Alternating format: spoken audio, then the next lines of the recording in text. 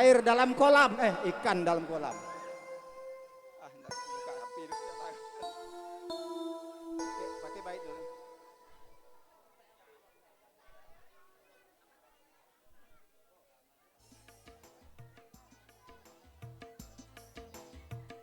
HP ngelik.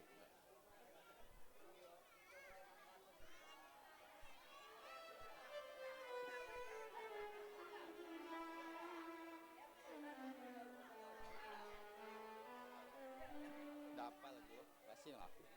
Dah mau kena viral we kan? Sungguh dah.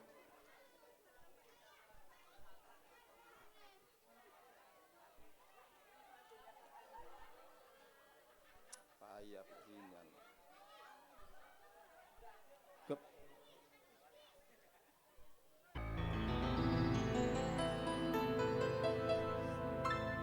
Wassalam.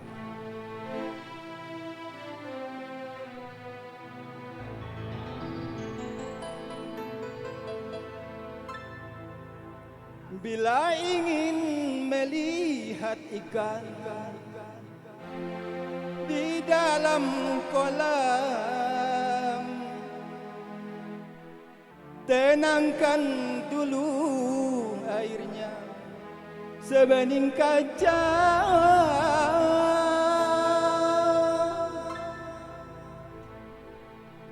Bila mata tertuju pada gadis pendiam,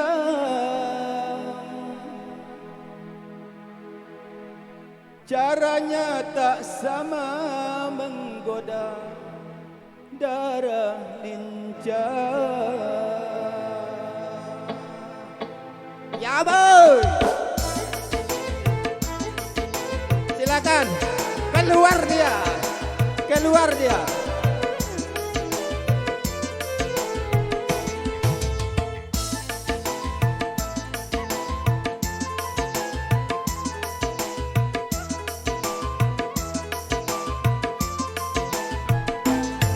Jangan menduli, janganlah diganggu, biarkan saja, biar duduk dengan tenang. Senyum, senyum dulu, senyum dari jauh. Kalau dia senyum, tandanya hatinya mau.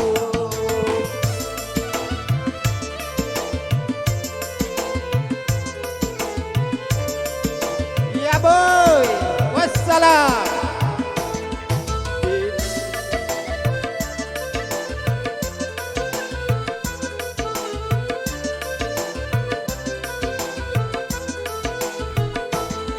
Bila ingin melihat ikan di dalam kolam, tenangkan dulu airnya sebening kaca. Bila mata tertuju pada gadis pendiam, caranya tak sama menggoda darah lincah. Jangan, jangan dulu, janganlah diganggu, biarkan saja, biar duduk dengan tenang. Senyum, senyum dulu, senyum dari jauh. Kalau dia senyum, tandanya hatinya mau.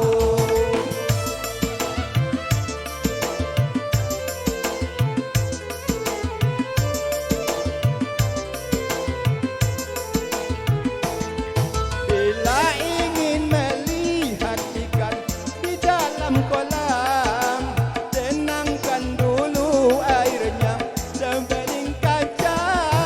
Bila mata tertuju pada gadis pendiam, caranya tak sama menggoda darah lincah. Jangan, jangan dulu, janganlah diganggu, biarkan saja, biar duduk dengan tenang. Senyum, senyum dulu, senyum dari jauh. Kalau dia senyum, tandanya hatinya mau.